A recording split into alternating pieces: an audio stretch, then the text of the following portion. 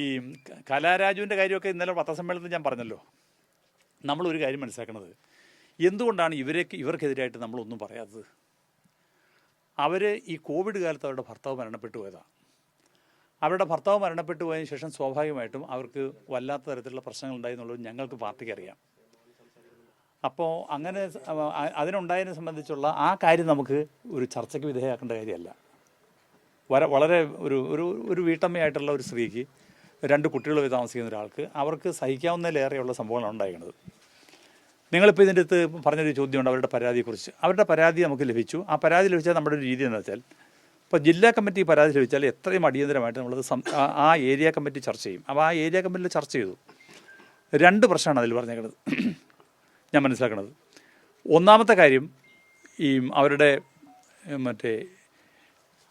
അവരുടെ വീട് സംബന്ധിച്ചുള്ള ഈ ലോൺ സംബന്ധിച്ചുള്ള, അതായത് നമ്മുടെ കൂത്താട്ടുള്ള സർവീസ് സഹകരണ ബാങ്കിൽ നിന്ന് ലോൺ എടുത്തിട്ടുണ്ട്. ആ ലോണിൻ്റെ റിസ്ക് ഫണ്ട് അനുവദിക്കുന്നത് സംബന്ധിച്ചും ഈ ലോൺ എഴുതി തള്ളുന്നത് സംബന്ധിച്ചുള്ള കാര്യമാണ്. നമ്മുടെ നാട്ടിലെടുക്കുന്ന ലോൺ എന്ന് വെച്ചാൽ 10-20 ലക്ഷം രൂപ ലോൺ എടുത്തതിന് ശേഷം 50 ലക്ഷം 60 ലക്ഷം 70 ലക്ഷം 90 ലക്ഷം ഒക്കെ ആയതിനു ശേഷം ആയി കഴിയുമ്പോഴത്തേക്കും ഈ ലോൺ എടുത്ത ആൾക്കാർ അവരൊന്നിച്ച് പറയും, ഞാൻ 10 ലക്ഷം എടുത്തത്, അതുകൊണ്ട് ആ 10 ലക്ഷം രൂപ ഞാൻ അടച്ചേക്കാം, ബാക്കിയുള്ളത് നിങ്ങൾ എഴുതി തള്ളാൻ പറയും. അല്ലെങ്കിൽ 20 ലക്ഷം എടുത്ത് ഇപ്പോൾ വന്നിരിക്കുന്നത് 1 കോടിയാണ്. എനിക്കൊരു കേസ് നേരിട്ടറിയാമെന്ന് നിങ്ങളോട് പറയാം. ഒരാൾ 5.5 കോടി രൂപ ലോൺ എടുത്തു, അദ്ദേഹം 7.5 കോടി രൂപ അടച്ചു. അദ്ദേഹത്തിൻ്റെ ബാലൻസ് എത്രയാണെന്നറിയോ? അദ്ദേഹത്തിൻ്റെ ബാലൻസ് ഇനി 9 കോടി ഒറ്റയാണ്. അങ്ങനെയാണ് ബാങ്കിൻ്റേത്. ഈ ബാങ്കിൻ്റെ ഇപ്പോൾ കൂത്താട്ടുള്ള സർവീസ് സഹകരണ ബാങ്കാണെങ്കിൽ ഇങ്ങനെ ഇവരിന്ന് കിട്ടാനുള്ള പലിശ അടക്കം വെച്ചതിന് ശേഷം അതൊക്കെ എന്തോ ലാഭമോ അങ്ങനെയൊക്കെയുള്ള കണക്ക് കൂട്ടിയതിന് ശേഷം ഡിവിഡൻഡ് കൊടുക്കും ആൾക്കാർക്ക്. അങ്ങനെ കൊടുത്തേക്കണ കാശ് എഴുതി തരണമെങ്കിൽ അതിനാവശ്യമായ പ്രൊസീജിയറുണ്ട്, നടപടിക്രമങ്ങളുണ്ട്. ആ നടപടിക്രമം പാലിക്കണം.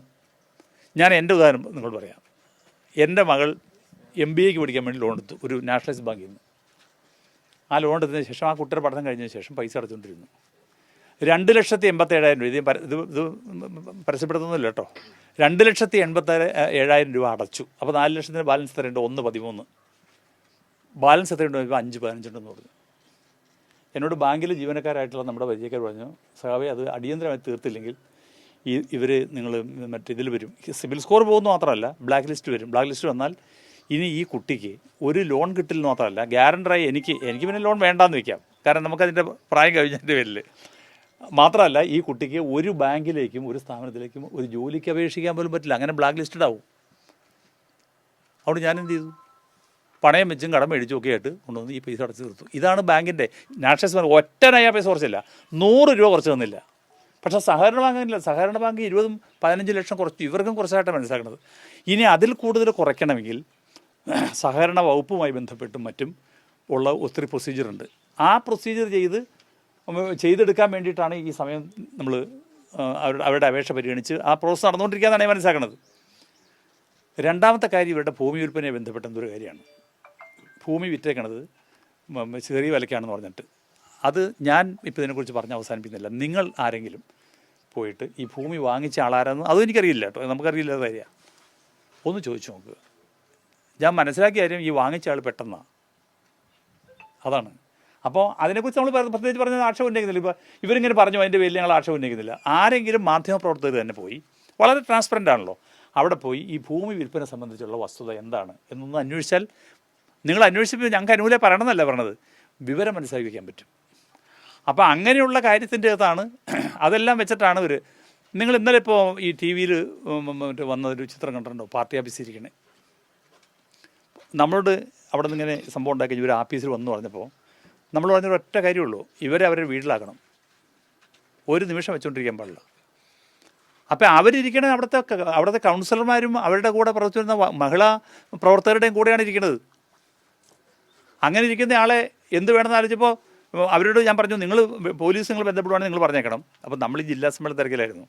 നിങ്ങൾ പറയേണ്ട കാര്യത്തിലേ ഉള്ളൂ, നിങ്ങൾ അടിയന്തരമായിട്ട് ഇവരെ ഒന്നുകിൽ പോലീസ് വന്ന് അവരുടെ അഭിപ്രായം ചോദിക്കണം, അല്ലെങ്കിൽ ആ കുട്ടികളുണ്ട്, മകനും മകളുമുണ്ട്, അവർ വന്നിട്ട് ഇവരെ കണ്ട് ചോദിക്കണം. നിങ്ങൾ എന്തെന്ന് ആലോചിച്ച് അമ്മയെ പിടിച്ചു വെച്ചാൽ മക്കളുണ്ടെങ്കിൽ അവർ എവിടെയെങ്കിലും പോയി ഒളിച്ചിരിക്കുകയാണ് വേണ്ടത്. മക്കളുണ്ടെങ്കിൽ നേരെ അങ്ങോട്ട് ചെല്ലൂല്ലേ. എൻ്റെ അമ്മ ഇപ്പോൾ ഇങ്ങനെ വിധവയായിട്ടുള്ള അമ്മയാണ്, അമ്മയെ പാർട്ടി ഓഫീസിൽ പിടിച്ചു വെച്ചിരിക്കുക എന്ന് പറഞ്ഞിരിക്കട്ടെ, പറഞ്ഞാൽ അവർ അപ്പോൾ ഓടി വരില്ലേ. ആ കുട്ടികൾ വന്ന് അമ്മയെ കാണട്ടെ എന്ന് പറഞ്ഞു, എന്ന് രതീഷ് വിളിച്ച് പോലീസ് സ്റ്റേഷൻ പറഞ്ഞു. അപ്പോൾ ആ കുട്ടികളെ കാണാനില്ല. ഈ അമ്മയെ കാണാൻ വേണ്ടി പോലീസ് ഉദ്യോഗസ്ഥന്മാരെ എല്ലാ പോലീസും പാർട്ടി ഓഫീസിൽ കേട്ടില്ല, 2 പോലീസുകാർ ചെല്ലാൻ പറഞ്ഞു. അവർ ചെന്നില്ല. അപ്പോൾ അവരെന്ത് ചെയ്തു, രതീഷൊക്കെ കൂടി ഇവരെ നേരെ വീട്ടിൽ കൊണ്ടുവന്നാക്കി 4:35. ആ വീട്ടിൽ നടന്നു പോണതിൻ്റെ വീഡിയോ ഉണ്ടല്ലോ, ആ വീട്ടിൽ അവർ ഇരിക്കുന്നതിൻ്റെ വീഡിയോ ഉണ്ടല്ലോ, ആ വീട്ടിൽ നിന്ന് അവർ ഇറങ്ങി നടന്ന് തിരിച്ചു പോകുന്ന വീഡിയോ ഉണ്ടല്ലോ. അന്നേരം ഒന്നും ഇല്ലാത്ത പ്രശ്നമാണ്. അവർ 4:35 അവിടെ നിന്ന് പോയ സ്ത്രീ 8:35 ആശുപത്രി ചെല്ലുന്നത്. ആ ബാക്കി സമയം എവിടെയായിരുന്നു? പോലീസ് സ്റ്റേഷനിൽ തന്നെയാണോ ഫുൾ ടൈം? അതുകൊണ്ടാണ് നമ്മൾ അവർക്കെതിരായിട്ട് പറയാത്തത്. അവരിപ്പോൾ പറഞ്ഞേക്കുന്നത് ഞാൻ ഇനി മാർക്സിസ്റ്റ് പാർട്ടിക്കകത്തില്ല, ഇല്ലെങ്കിൽ വേണ്ട. മാർക്സിസ്റ്റ് പാർട്ടിക്കകത്ത് ആരെയും പിടിച്ച് ബലമായിട്ട് നിർത്താൻ പ്രശ്നം ഉദിക്കുന്നില്ല. അപ്പോൾ അതുകൊണ്ട് അവരെ വീട്ടിലാണ് കൊണ്ടുവന്നാക്കിയത്. അപ്പോൾ അതിൽ നമുക്കൊന്നും പറയണ്ടേ. അല്ല, അടിസ്ഥാനം ഇല്ലെന്നുള്ളത് ബാക്കി അന്വേഷിച്ചോട്ടെ. അല്ല, അവിടെ പറയാമല്ലോ. സണ്ണി കുര്യാക്കോസിൻ്റെ ഒരു ബാങ്ക് പ്രസിഡന്റിന് അല്ലെങ്കിൽ ഒരു ബാങ്കിന് മറ്റേ പൈസ കുറച്ച് കൊടുക്കുന്നത് സംബന്ധിച്ച് രജിസ്ട്രാറുടെ ഉത്തരവുണ്ട്. ആ രജിസ്ട്രാറുടെ ഉത്തരവിൻ്റെ അടിസ്ഥാനത്തിലാണ് ഇപ്പോൾ ഞാൻ പറഞ്ഞ 5 ലക്ഷം രൂപ വരെ ഇത്ര കുറയ്ക്കാം, 15 ലക്ഷം രൂപ ഇത്ര കുറയ്ക്കാം, 25 ലക്ഷം രൂപ ഇത്ര കുറയ്ക്കാം. പിന്നെ കുറയ്ക്കണമെങ്കിൽ സ്റ്റേറ്റ് ലെവൽ മോണിറ്ററിംഗ് കമ്മിറ്റി ഉണ്ട്. ആ കമ്മിറ്റി മുമ്പാകെ കൊടുത്താൽ കുറയ്ക്കാം. അതിന് മറ്റ് അംഗീകാരങ്ങളൊക്കെ വേണ്ടി വരും. അത് നേരെ ഓടിച്ചെന്നാൽ കിട്ടില്ല. 1 വർഷമായിട്ട് പെൻഡിങ്ങുള്ള കേസുകളുണ്ട്. നമ്മളിപ്പോൾ ഓടിച്ചെന്ന് വെച്ചാൽ എൻ്റെ കാശൊന്ന് വെട്ടി കുറച്ച് ഈ കാശം അടച്ചേക്കാം എന്ന് പറയാൻ പറ്റുമോ? അപ്പോൾ അവർക്ക് രജിസ്ട്രാർ, സംസ്ഥാന സഹകരണ രജിസ്ട്രാർ വെച്ചിട്ടുള്ള മാർഗ്ഗനിർദ്ദേശങ്ങൾക്ക് അടിസ്ഥാനത്തിൽ മാത്രമേ പ്രവർത്തിക്കാൻ പറ്റുള്ളൂ ബാങ്കുകൾക്ക്. അല്ലാണ്ട് ബാങ്കുകൾക്ക് ഒന്നും ചെയ്യാൻ പറ്റില്ല. അങ്ങനെ വന്നാൽ വേറെ കേസ് വരും ബാങ്കുകാരുടെ പേരിൽ. അതാണ് ഇപ്പോൾ നമ്മുടെ അടുത്തുള്ളൊരു ബാങ്കിൻ്റെ അടുത്ത് പറഞ്ഞാൽ നോട്ടീസ് വരാൻ പോവുക. എന്താ അറിയാമോ? ഈ കാശ് പോയെ സംബന്ധിച്ച് ആവശ്യത്തിന് ഈടില്ലാത്തതിൻ്റെ പേരിൽ അവരെ സർചാർജ് ചെയ്തുകൊണ്ടുള്ള ഓർഡർ വരും. എന്താണ് ഞാൻ മനസ്സിലാക്കുന്നത്? എത്ര ബാങ്കുകൾക്ക് വന്നു കഴിഞ്ഞു? ഈ ബാങ്കുകളുടെ പേരിൽ അവിടെ കൃത്യമായ ആവശ്യമായ ഈടില്ലാതെ ചെയ്യുന്ന ഇത്തരം പ്രവൃത്തികളെല്ലാം ഒരിക്കലും അനുവദിച്ചു കൂടാ എന്ന് നിർബന്ധമുള്ള ആൾക്കാരാണ് നമ്മൾ, പാർട്ടിക്കാർ. ജനങ്ങളുടെ കാശാണിത്. അതുകൊണ്ട്